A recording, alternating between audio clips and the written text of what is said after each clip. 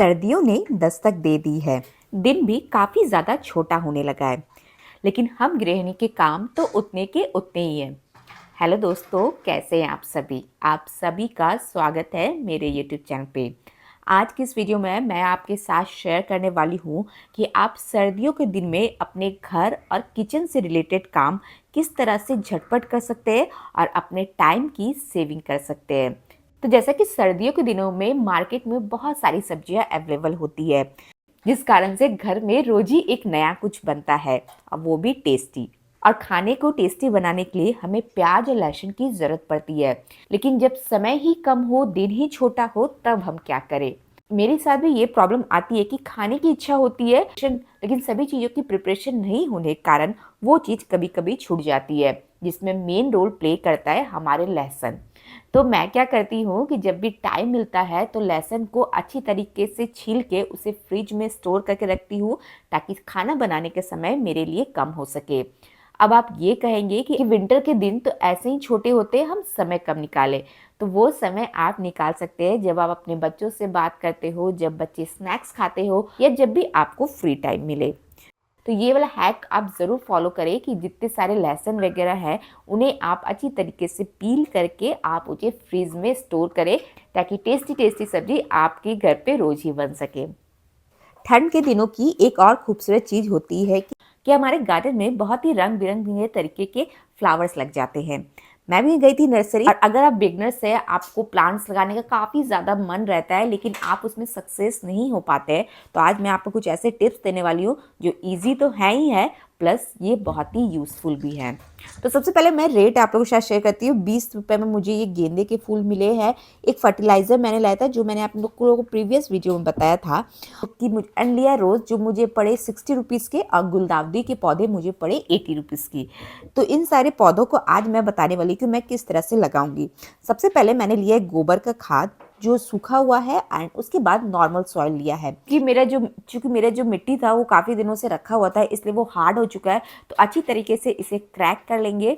Then मैंने जो fertiliser लाया था, जो जो गार्डन मिक्सचर का फर्टिलाइज़र होता है, वो डालूंगी। साथ ही इसमें डालेंगे इंसेक्ट किलर। तो जो भी फंगस वगैरह लग जाते हैं, इंसेक्ट हमारे पौधों में लग जाते हैं, जिस कारण से पौधे खराब हो जाते हैं, वो सारी प्रॉब्लम तो यहाँ मैंने दूर कर दी है। तो सबसे पहली बात होती है कि आप अपने पॉट में, चाहे वो आप किसी भी तरह का पॉट क्यों, उसकी ड्रेनेज सबसे ज़्यादा इंपॉर्टेंट होती है। उसके लिए आप क्या करें, इस तरह के दिए ले सकते हैं, उसे अच्छी तरीके से क्रैक करके आप उसमें मिलाएं, ताकि कभी भी मिट्टी एक ही जगह पे जमा ना हो।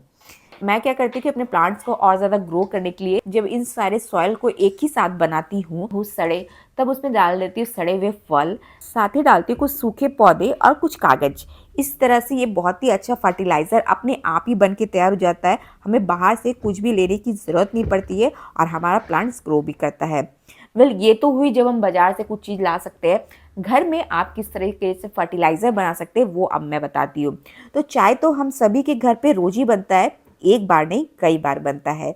तो उसकी जो चाय पत्ती बचती है, उसे आप डस्टबिन में फेंकने के बजाय उसे आप गार्डन फर्टिलाइज़र के रूप में यूज़ कर सकते हैं। क्या करें कि चाय पत्ती को अच्छी तरीके से आप वॉश कर ले, इसमें लगे हुए दूध और चीनी को बिल्कुल ही अलग कर ले।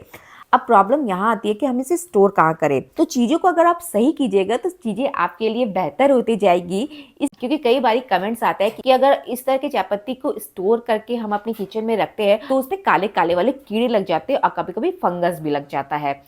तो इसका बेस्ट सोल्यूशन ये है कि आप यहाँ पर इस तरह का कोई डब्बा ले लें। ये मेरे रसगुल्ले का डब्बा था, जिसके नीचे की तरफ बहुत सारी होल कर दिए ताकि पानी का ड्रेनेज हो जाए, और अब इसी में मैं स्टोर करूंगी अपनी चाय पत्ती। तो घर में जितनी बार चाय बने उसके चाय पत्ती को आप स्टोर कर दे, और जब इस तरह का चाय पत्ती आपका हो जाए तब उसे आप अपने प्लांट्स में डाल दे।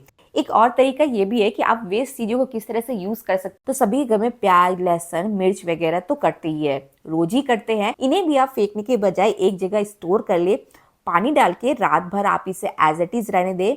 नेक्स्ट सुबह आप क्या करें कि इसे आप अच्छी तरीके से छान ले। इसका यूज़ आपको ऐसे नहीं करना है, इसको आप पानी में डाइल्यूट करें। अच्छी तरीके से डाइल्यूट हो जाने के बाद आप इसे अपने प्लांट्स में डालें। आपके प्लांट्स बहुत ही अच्छी तरीके से ग्रो करेंगे।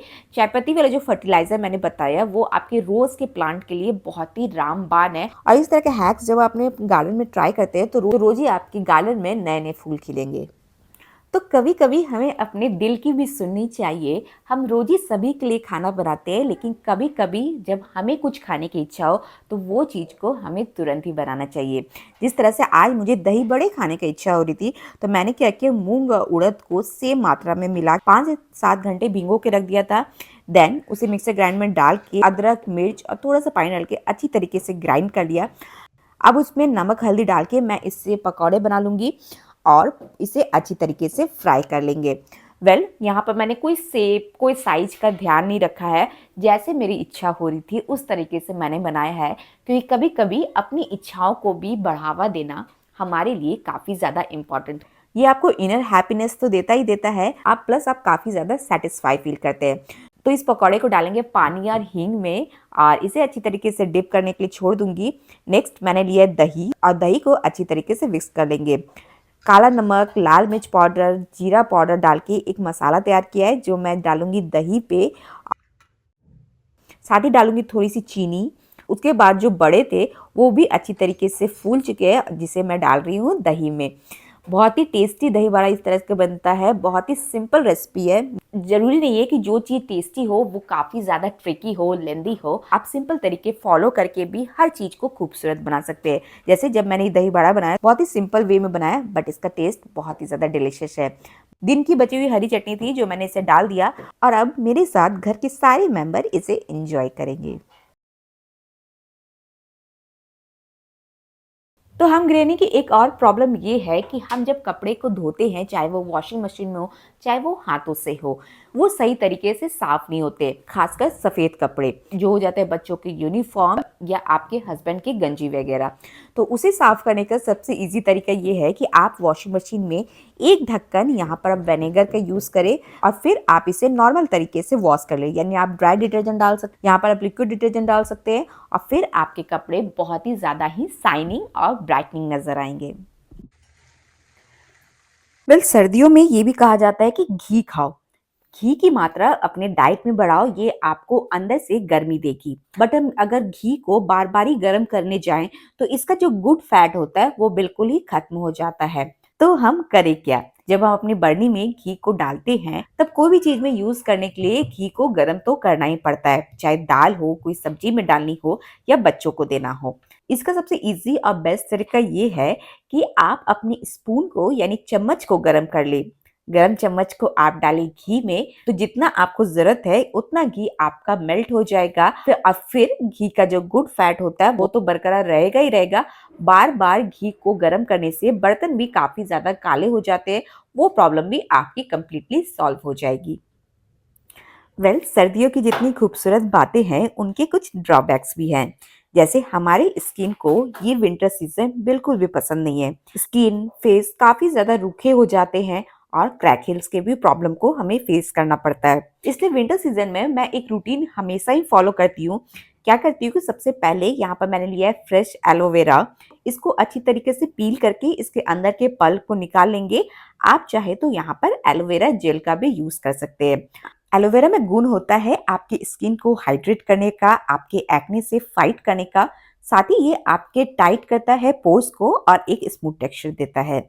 अब इसमें मैं डाल रही हूँ हनी। जैसा कि हम सभी जानते हैं, हनी हमारी स्किन को मॉइस्चर करने में काफी ज्यादा हेल्प करता है, प्लस हमारी स्किन को भी अच्छी तरीके से हील करता है। तो बस यही दो इंग्रेडिएंट्स विंटर सीजन के लिए काफी है हमारे स्किन को स्मूथ करने के लिए, और इसे हमें डेली अप्लाई करना है अपने फेस पर। जब हम सुबह ब्रश वगैरह करके फ्रेश होते हैं, चेहरे को अच्छी तरीके से किसी भी फेस वॉश से साफ कर ले। साथ ही जब आप इसे अपने फेस पे अप्लाई करें तो अपनी आंखों के नीचे इसे अच्छी तरीके से मसाज करें, ताकि डार्क सर्कल की प्रॉब्लम भी आपकी बिल्कुल दूर हो जाए। उसके बाद आप अपने फेस में, आप अपने हाथों में या आप अपने पैरों में भी इसे इस्तेमाल करके अपनी स्किन को, अपनी बॉडी को स्मूथ कर सकते हैं। तो ये एक स्किन केयर रूटीन मैं अभी विंटर सीजन में डेली फॉलो कर रही हूँ और मुझे इसका बेस्ट रिजल्ट मिल रहा है। So that's all for today. अगर आपको मेरे ये सारे आइडियाज आपके लिए यूजफुल रहे हो तो जाते जाते इस वीडियो को लाइक जरूर करें, अपनी फैमिली एंड फ्रेंड्स तक इस वीडियो को जरूर पहुंचाएं। चलिए, मैं प्रिया आप लोग से वापस से मिलूंगी न्यू वीडियोस के साथ, बहुत सारे विंटर हैक्स के साथ। तब तक के लिए बाय बाय।